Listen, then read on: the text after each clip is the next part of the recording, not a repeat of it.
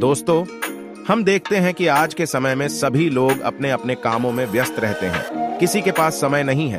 कुछ लोग ऐसे होते हैं जो अपने समय का सदुपयोग करके अपने जीवन को बेहतर बनाने में लगे हुए हैं। तो कई लोग ऐसे भी हैं जिसे समय की कोई परवाह नहीं है और वे अपना समय ऐसे ही बर्बाद कर रहे हैं। तो दोस्तों, ये वीडियो में हम बुद्ध की एक कहानी से समझते हैं कि समय कितना कीमती है और इसका सदुपयोग कैसे करें। तो चलिए दोस्तों, बिना समय गंवाए इस वीडियो की शुरुआत करते हैं। दोस्तों, एक गांव में 3 लड़के रहते थे, राम, श्याम और राजू। तीनों के पिता काफी अमीर थे। तीनों का बचपन बहुत अच्छी तरह से गुजरा था। उनके माता पिता कभी भी उनकी कोई भी मांग को अनदेखा नहीं करते थे।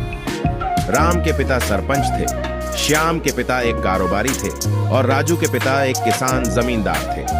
छोटी उम्र से ही उन सबको लाड प्यार ने ऐसा बना दिया था कि ना तो उनको मेहनत का पता था और ना ही उनको समय की परवाह थी।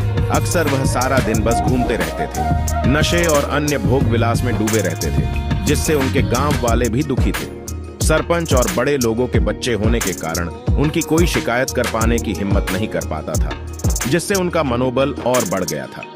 एक दिन उनके गांव में बहुत तेज बारिश हुई, जिससे सब लोगों को नुकसान हुआ, जिसमें इन तीनों के पिता भी थे।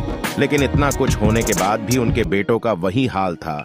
वो बस घूमते रहते, नशा करते और भोग विलास करते रहते थे। माँ बाप काफी चिंतित रहा करते थे। ये तीनों भले ही कितने भी गंदे थे, लेकिन इन तीनों के अंदर एक खास बात थी जिसकी पहचान किसी को नहीं थी और उनको खुद को भी पता नहीं था। राम एक बहुत अच्छा नेता प्रतिपक्ष था, क्योंकि अपने पिता के पास रहते हुए उसको इसका काफी ज्ञान हो गया था, क्योंकि उसके पिता सरपंच थे। श्याम भी इस तरह से बिजनेस की समझ रखता था, क्योंकि उसके पिता एक कारोबारी थे। और राजू खेती का काम जानता था, क्योंकि उसके पिता जमींदार थे। पर अपने गलत कामों की वजह से उन सब ने अपनी इन कुशलता पर ध्यान ही नहीं दिया, जो कि उनकी सबसे बड़ी कमजोरी थी। इस तरह से इनकी बदमाशियों को देखकर इनके पिताओं ने उन्हें सिख देने की सोची। तीनों पिताओं ने आपस में बात करी और उसका एक हल निकाला। तीनों पिताओं ने अपना अपना काम अपने अपने बेटों को सौंप दिए, जिससे उनको समय की कदर का पता लग सके। तीनों के पिता ने एक वसीयत बनाई, जिसमें यह लिखा था कि 1 वर्ष के अंदर इन तीनों को 10 लाख रुपए कमा कर देने होंगे, जो बिना किसी गलत काम करके कमाए गए हों। और तीनों को अलग अलग स्थान पर रहना था। इन तीनों को 5-5 लाख रुपए भी दिए गए, ताकि उनको अपना काम शुरू करने में दिक्कत ना हो। पहले तो सब खुश हो गए कि हम आजाद हो गए, हमको पैसे मिल गए, और ऐसा सोच करके इन्होंने फिर से काफी समय मौज मस्ती करने में लगा दिया। इस तरह से 6 महीने बीत गए और इनका काफी सारा नुकसान भी हुआ। फिर एक दिन अचानक उनको एहसास हुआ कि अगर हम शर्त हार गए तो हम अपनी अपनी जायदाद खो बैठेंगे। धीरे धीरे उनकी चिंता बढ़ने लगी। एक दिन वो इसी उधेड़ धुन में एक पार्क में बैठे थे और कुछ बातचीत कर रहे थे कि उनको एक छोटी सी लड़की मिली। वो फूल बेच रही थी और साथ में पढ़ भी रही थी। तीनों लोग उस लड़की के पास में गए और तभी राम ने लड़की से पूछा, बेटी आपकी उम्र क्या है? तो लड़की ने जवाब दिया कि मैं 12 साल की हूँ। अंकल, इतना सुनते ही राम ने आश्चर्य से पूछा कि आप इतने छोटे होकर के खेल नहीं रहे हो? इस पर लड़की ने जवाब दिया कि मेरे पापा अब इस दुनिया में नहीं है और माता बीमार रहती है, इसीलिए मैं ये काम करती हूँ। ये सुनकर राम ने अपना पर्स निकालकर जो भी पैसे बचे थे वो उस लड़की को देने लगा। उसके बाद लड़की ने बोला, अंकल आप भी फूल ले लो, मुझे बहुत खुशी होगी, क्योंकि मैं अगर आपसे फ्री में पैसे ले लूंगी तो फिर मेरा पढ़ाई में मन नहीं लगेगा। मैं काम चोर बन जाऊंगी, क्योंकि यही समय है जिस समय में मैं अपना भविष्य लिख सकती हूँ। राम ने उस लड़की से सारे फूल ले लिए और तीनों घर लौट आए।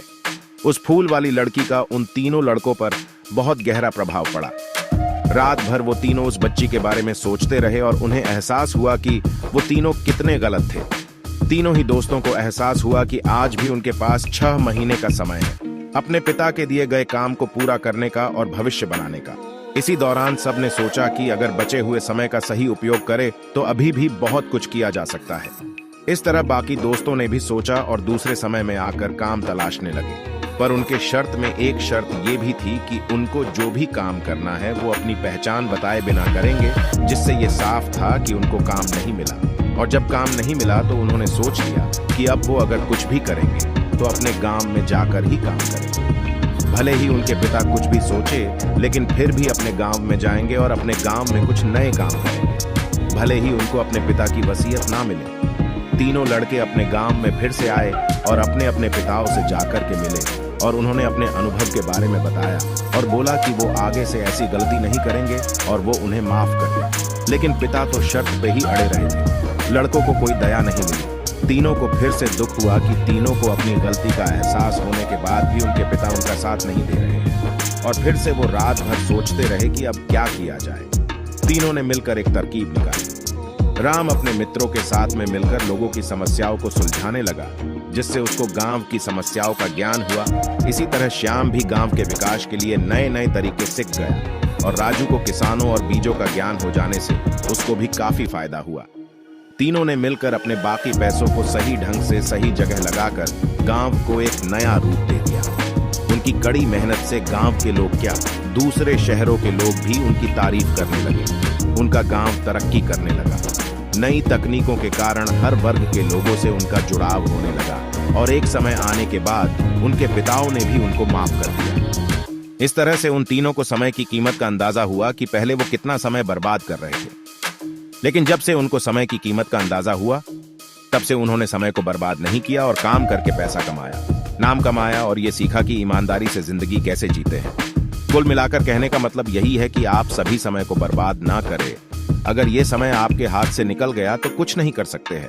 और हाँ, समय के पास इतना समय नहीं है कि वो आपको दोबारा समय दे। समय बर्बाद करने के हजारों तरीके हैं, लेकिन आप ऐसा कोई तरीका चुनिए जो आपकी जिंदगी बदल दे, इस समाज की जिंदगी बदल दे, इस देश का भविष्य बदल दे।